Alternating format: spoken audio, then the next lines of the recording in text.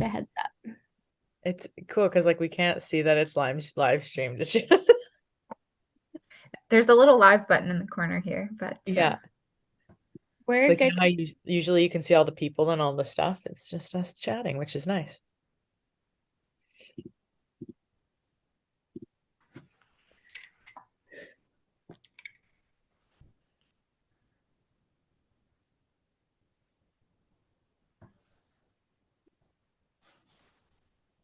okay, I'm going to test out and start with a welcome. So, welcome everyone.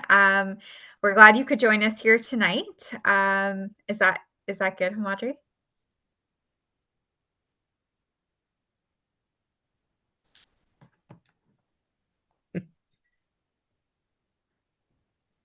Okay, we're going to begin. Looks like everything is working. So yeah, thank you everyone for joining us tonight. We're excited to chat here today. My name is Eugenie Officer. I work with the Doomer Agriculture Foundation and really excited to be here tonight. So without further ado, I will introduce our special guests. So we have Erica Leniczek joining us here today. Erica, do you want to tell us a little bit more about yourself and share a little bit about your experiences working with people with ADHD? Yeah, so I am a Master of Arts in Counseling Psychology student. I'm currently just at the end of my first year, so I'm about halfway through my master's, and I have a background in neuroscience and psychology and education. So most of my work with individuals who have ADHD have been at like a school level or a psychoeducational level. I'm trained in level B assessment, so that's like a psychoeducational assessment training, I guess, for lack of a better term. And at this point in my current career, I get a lot of questions about it. And I help answer people's questions about like, do you think I have ADHD? Do you think I don't? And ultimately end up referring them to a professional with more training than me because counselors actually, even when I am finished my master's as a registered psychologist, we can't diagnose. So, but we do look for signs and symptoms and help people with coping a lot of the time. So, yeah, that's basically how to answer that question. Yeah, that was great. Well, it's good to know that there are people kind of in your position with your level of expertise who are able to kind of point people in the right direction. I'm personally someone who obviously has dealt with ADHD all my life, but only just found out a few years ago. And so it only found out when I decided to go get diagnosed, but really had no idea of the signs or symptoms. And so it's great that there are people out there that have a level of expertise that can kind of point people, when there are some signs. Yeah, absolutely. And I know that like it's becoming a more common topic of conversation to have people who are kind of like in their 20s to 40s saying, I think I've had ADHD my whole life, and could you help me? Could you help me get help for myself, or could you help me figure out, do I have ADHD? What do I do? What are my steps? And I think that is becoming a little bit more, I don't want to say normalized, but recognized. Mm-hmm.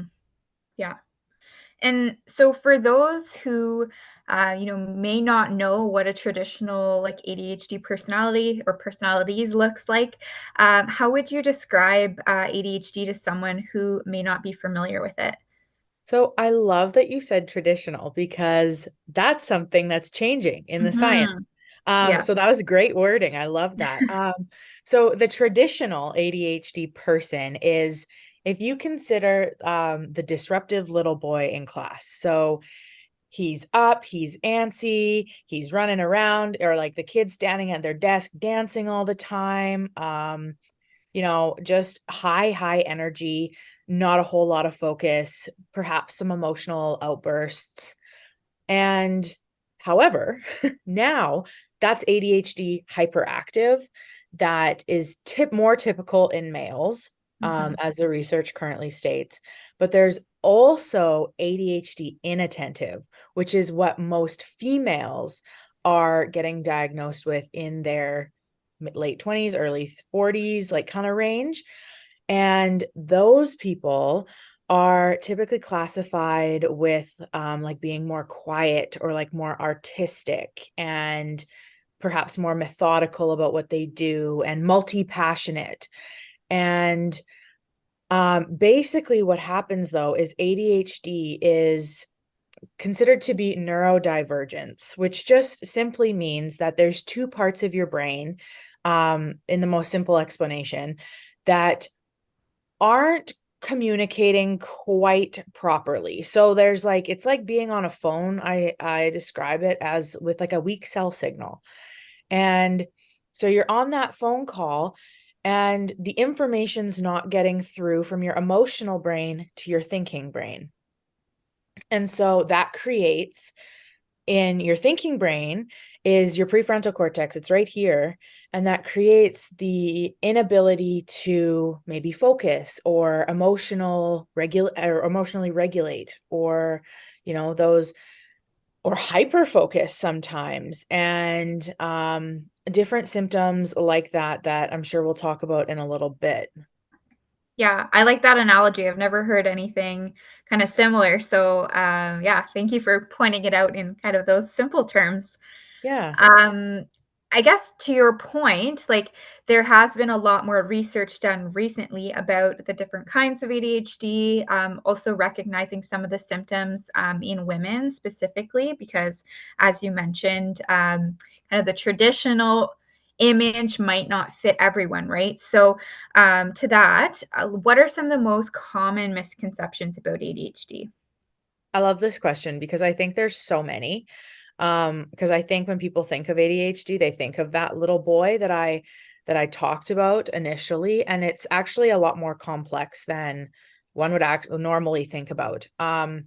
So like I said, there's the hyperactive and the inattentive, and the hyperactive is hyperactive. Mhm, And inattentive is not, I don't actually love that terminology because it's not inattentive. You know what I mean? So sometimes your attention is absolutely mhm, focused on something. And the common misconception is that people are aloof or can't stick to like doing one thing, or, you know, have a million projects on the go. But once the individual with ADHD can harness their passion and actually find mhm, like the things that they really care about and the tools that work for them, they're just wonderful and mhm, extremely successful at whatever it is that they can harness their energy and their attention in on and hyper focus on. And I think that that's like the biggest misconception that I see, or that I hear people say, like, well, I have all of these symptoms, but I'm really successful. So I don't think I mhm, have ADHD. And I'm like, ADHD does not mean not successful.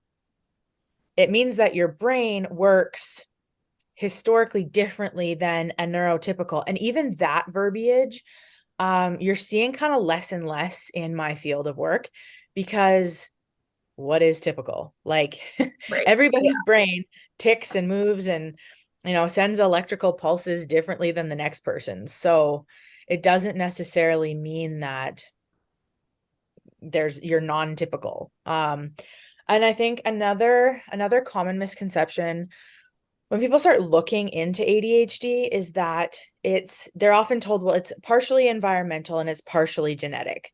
So there's blame game going on with like parents, or Mhm, did I do something wrong in raising my kids that my genetics were then brought out by something that I did? And that's not true. So when something is environmental and genetic at the same time, that means that you have to have what we call ideal conditions. So for both things to be expressed. And so for somebody to have ADHD expressed, then we have to have the perfect environment for the gene to show and the environment to make the gene show. So mhm, it doesn't mean that your parents did something wrong or you're doing something wrong if you have a child who has ADHD. It's just simply that they just, environment's here, genetics are mhm, here, and they go like this, and it's like boom, I'm turning on. And it's a lot more simple than people, I think people want to find like a reason and something to blame. And I don't think that that's exactly how it works. Yeah. That's really interesting. I hadn't heard that kind of the perfect meld of the two. So yeah, Yeah. that's really good to know. So I guess what are some of the most common signs, common symptoms that you see in people with ADHD? So I think I'll start with the typical, that hyperactive movement, not able to focus, multi-passionate. Mhm. And there's a few that people actually don't really know about and don't really think about. And that's things like being sensitive. So, and when I say sensitive, so what happens is in your brain, the neurons actually fire closer to the outside for a lot of people. That's what the research is currently saying. And so you might have food allergies or the emotional sensitivity, right? Sometimes the person with ADHD gets so flooded with all of these emotions and what ifs and things that are happening, because a thought is not simply a thought, that there's this emotional like kaboom happen. So the emotional reactivity. But the one Mhm. that people don't know about a lot is the food sensitivities and allergies. Things like blurting, right? There's a lack of inhibition, struggling with time management or organization, being forgetful about things because there's so many thoughts and stuff happening in the Mhm. brain. Poor money management, impulse control. So ADHD, people with ADHD typically have lower levels of dopamine. And what happens when you click add to cart? I'm going to buy this. It gives you that dopamine hit. Mhm. Um, Difficulty carrying out instructions. Things like procrastination, I think, is one that's often misunderstood because it makes it seem like I don't want to do this. I'm just going to put it off. But a lot of time I'm putting this off because I'm frozen, because I'm overwhelmed Mhm. by the possibility of starting it. I don't know how to get started. I don't know like where, like it's just a lot to sit down and actually execute. The other one is like multiple alarms is one that I deal with sometimes. And that doesn't mean I have ADHD, but multiple alarms so that you are awake. And, the person that has 7:15, 7:20, 7, that kind of thing going on. Leaving cupboards, lights, doors open on, you come home and you're like, did we get robbed because everything is open and on? Excessive talking, a lack of a sense of danger. Like, again, we're trying to get Mhm. that dopamine going. And the, excuse me, consistent changing of tasks, right? Like that, like I Yeah. said, it's now kind of more considered multi-passionate, but Mhm. you might have 17 things even on your desk on the go. So I think Yeah. those are kind of like the main ones. Yeah. I think you capture it perfectly from my my personal experience. I'm like, oh yes, check, check, check. Right. But yeah, that's great to hear. And a lot of them are not, yeah, like you mentioned, commonly perceived or commonly known. And so, yeah.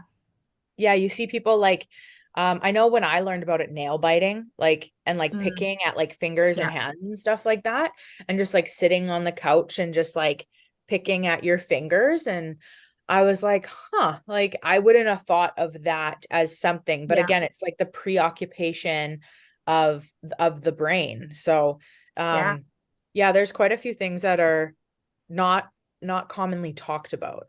Mhm. Yeah. And at what age would someone usually be, I guess, diagnosed, or at what age can it kind of be identified as ADHD? Right. Hyperactive is more likely to get diagnosed younger, because if you think about it, if you have a classroom of 32 students and you have one Mhm. teacher and one EA, and there's somebody in that classroom that's up and running around and doing goofy things and has no impulse control, they're going to disrupt the classroom. And so that teacher is going to focus in on them, and it will be really easy to pick up on. Mhm. However, so I would say early school age, you would probably notice it in the hyperactive.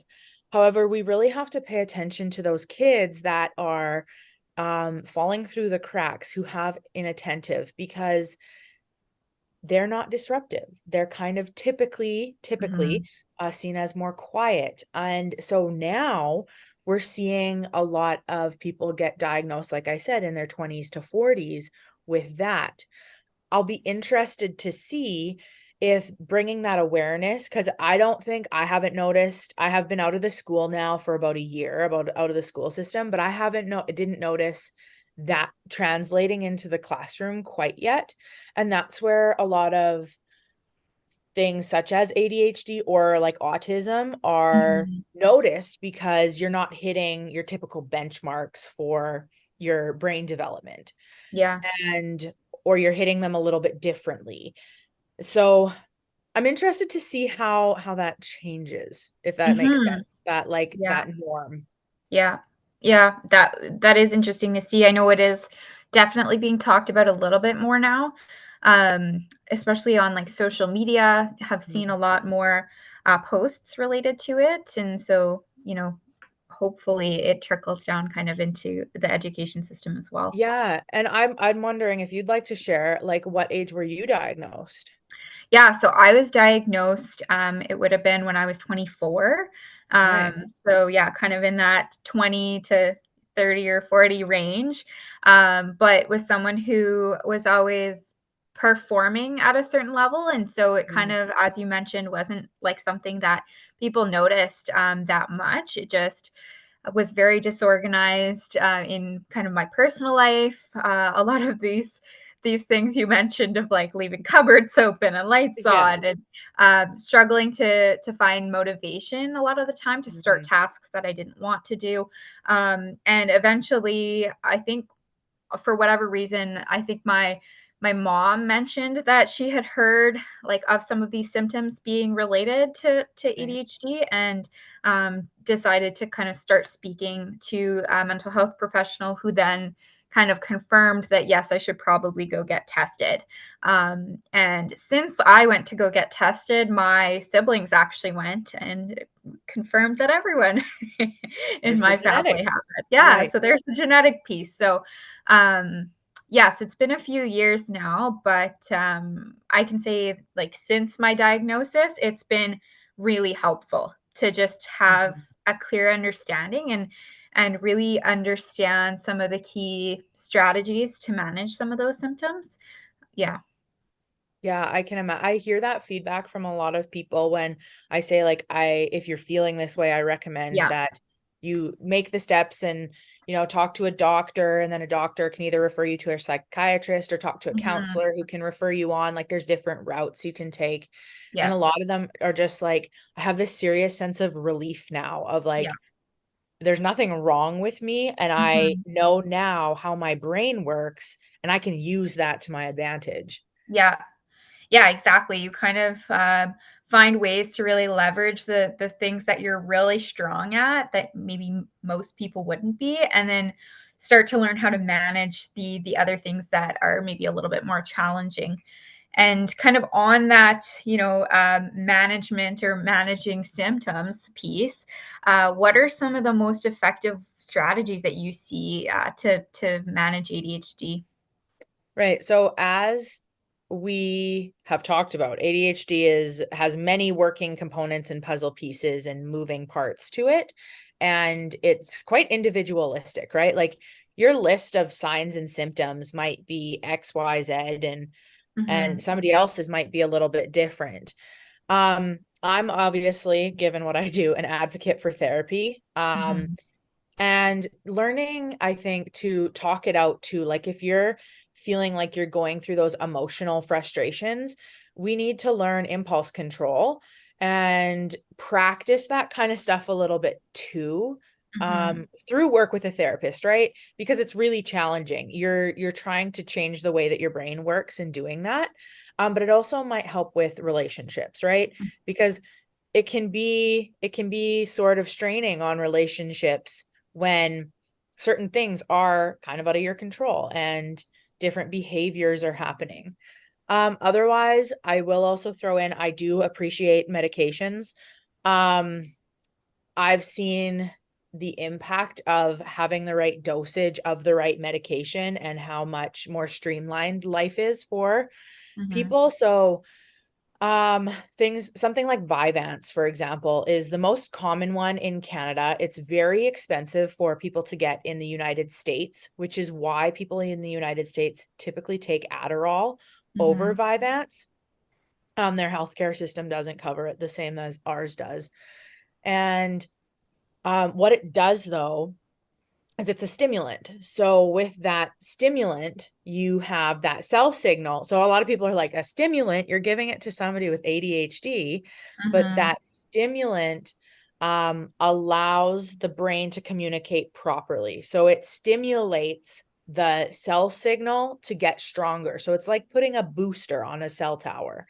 I like meds. However, I do understand that getting the dosage right can be really challenging for some people. And it's important to like stay in contact with your doctor. I've had people like message me and say, I got diagnosed with ADHD and I took my meds for the first time and I'm never going back. And I'm like, well, advocate for yourself. Like, don't just stop taking things. Go talk to your doctor and say, this didn't work for me. We need to do something else, or maybe I don't need to take them. I would say also work with your holistic health team. I think I've kind of made that point, but that's really important to make sure that, you know, you're advocating for yourself and making sure that things are working for you. And lifestyle changes are some things that can absolutely help. Like if you know that you struggle with ADHD, having those hard conversations with your family to help them understand if they don't. Like if your loved ones don't know what you're dealing with, it's not fair to be like, well, why don't you understand? So having those hard conversations and doing things like exercise is actually very good, and it's very good for brain regulation and all sorts of different things. It improves, you know, lots of stuff. And I think sleep actually too is a really, really big one. Because the more tired you are, the more likely your impulse control is to not be so good. So they have found a lot of studies that with ADHD that sleep is harder to get, but it's more important to have. So sleep is important. There's things like a lot of people talking about now, like limiting caffeine. And the caffeine we know has different effects on the brain. So just some of those like lifestyle changes that I think you hear about in general mental health anyways. And then I would say ultimately like putting in the time for yourself to figure out what works for you.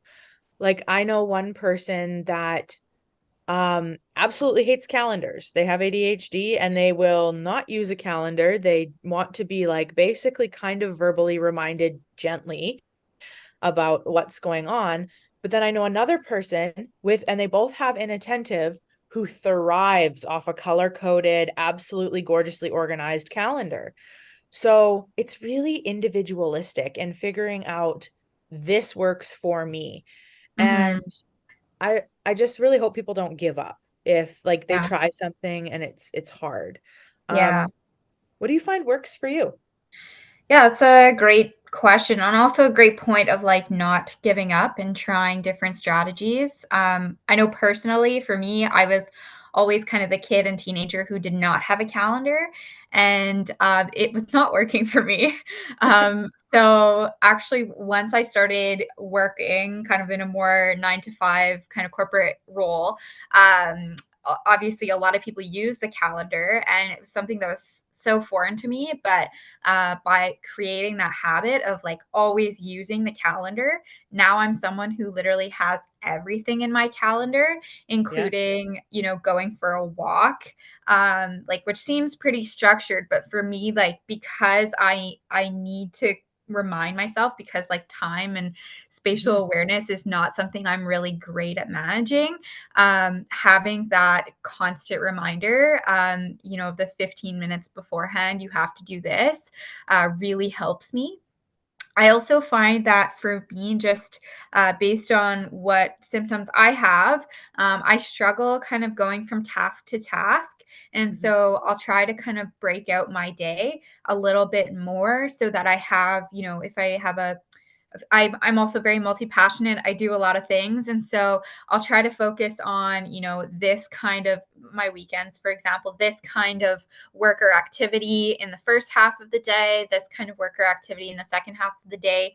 And that way I'm not kind of fighting against my brain to switch into something different because I do have trouble into the transition part. So I find that has been working really well. But honestly, it took me years to kind of develop those strategies for myself. And so I'm someone who's tried medications, several medications as well, and decided to work with mental health professionals as well. So have tried a lot of different things. For me, also, I feel the three core self-care principles of sleep, exercise, and proper diet is huge. I try to get a lot more sleep than the average person, actually. Like, I need a lot of sleep to function.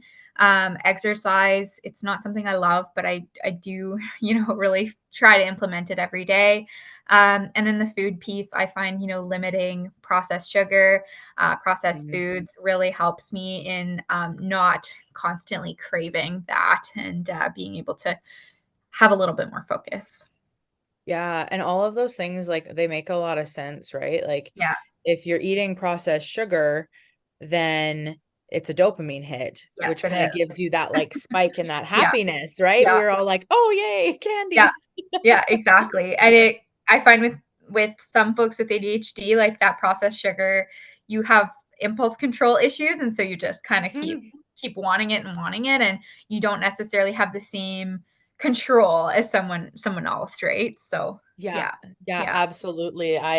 Yeah, and, I like how you also said, like, some physical activity in there too, because and sleep, I actually, yeah, let's go back to that first. Sleep is, I think they say for like the average adult, I don't yeah, like the term average ever, but yeah, that's the terminology is like 6 to 8 hours, right? yeah. And typically somebody with ADHD, you could actually, I think I read a paper recently and it said 8 to 10. So you're Interesting. bang on there with I need more Yeah. sleep. And if you think about the mental load that Mhm. somebody with ADHD has, because a thought in general is typically for someone without ADHD is just like oh, that's a nice flower. But with Right. somebody with ADHD, it's a nice flower and there's 10 other things that come along with it. Mhm. So if your mental load is here, of course you're going to be a little more tired. You're going to need more rest to rejuvenate. Does that make Right. sense? Yeah, that makes a lot of sense, actually. I've Yeah. I've always kinda wondered why it is that I need this much sleep, but that makes a lot of sense, yeah. Yeah, that's definitely part of the equation. I think too, like the neural, like your brain, if your brain's not Mhm. firing, like meeting connections, it's more like work and stuff like that. But like Yeah. at the most general piece, all of that leads to an increased mental load. Yeah. No, that's great to kinda know and understand. Mhm. Um, so now that we've kinda chatted quite a bit about what it is, what are some things that, could be related, what are some management strategies, um, what are some key resources that you would recommend for someone is wanting some more information on ADHD? And I guess part two of that would be how can we foster a better understanding of ADHD?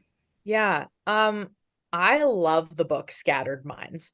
Like, if I could, somebody recommended it to me to read for somebody that I knew that had ADHD, and it is a phenomenal book. It's by Gabor Mate, and he's a world-renowned behavior guy. I think he's a doctor actually, and he is very popular. I absolutely love his outlook on most things, but Scattered Mhm, Minds, like it just breaks it down into a really understandable, like it's more of a conversation. mhm, Um, I like that one.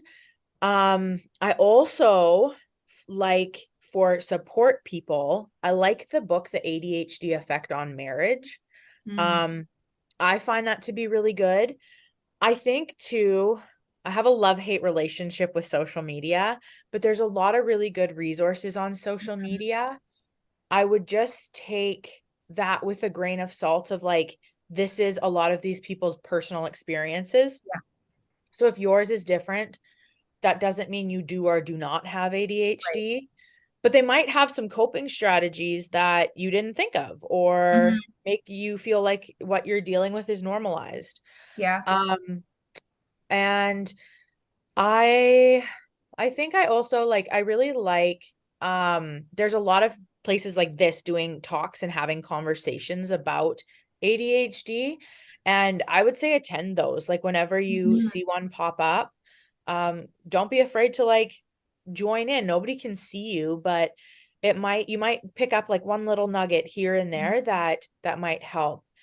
And I think for fostering and understanding, um learning to laugh. Like, I think that Mm. there's a lot of funny things that happen, right? Like, you Yeah. walk into your house and all the lights are like I said, like, it looks like you've Yeah. been robbed, Yep. and learn to just, like, it's okay. Like, this Yeah. is kind of funny that this is what's happening with the Phone in brain. the fridge, keys somewhere behind the TV. Yeah. Yeah, and it's not usually serious stuff, No. so we don't have to be serious about it. We can give that person grace and they can give themselves grace, but it's kind of funny. Like Yeah. so learn to laugh about it. Um and along with that, I said grace and like give the person grace and kindness or yourself grace and Mhm. kindness. You don't have to walk around, say if it's your partner or somebody you work with, cleaning up after them and picking up after all their stuff that they're doing, but just be patient because you don't like it's quite hard, right? If you're leaving your Yeah. phone in the fridge, that's frustrating. Yeah. But if their phone's in the fridge, maybe take it out, but like Yeah. Yep. um but you don't have to parent them. And then Right. I think that encouragement and validation, the inability to follow through on tasks and stay focused can be really quite frustrating to people, Mhm. and validating like, hey, you're really strong in, I don't know, this other thing, Mhm. and allowing them to kind of like see that, and it's okay if you are struggling in school because you can't sit still at a desk Right. or whatever. Help them find that passion. Um and I think we all in all, as like a general thing with mental Mhm. health or behavioral health, is that we just have to just be a little kinder to each other and decrease the stigma. So have those hard conversations with your family and um help people understand that like there there's a lot of successful business people out in that world that have Mhm. strong, severe ADHD, Yeah. and they're really wicked at what they do. Um, and I think like just like I said, like the hands-on approach and harnessing those strengths and helping people thrive. And I think through that, like we can help foster clear communication, healthy relationships, and patience. And then Yeah. everybody. Yeah. No, that's awesome. I think that's really key, and having these discussions like we had today is really a great place to start. So, I want to thank you for hopping on with us and Hmm. kind of explaining everything and giving us some really great takeaways as well. We really appreciate it. Yeah, it was wonderful to chat today. Awesome. Yes, I totally agree. I actually took away some really good nuggets, so I hope everyone else did as well. Good. Awesome. Cool. Well, thank you, everyone. And yeah, thanks for joining us. You bet.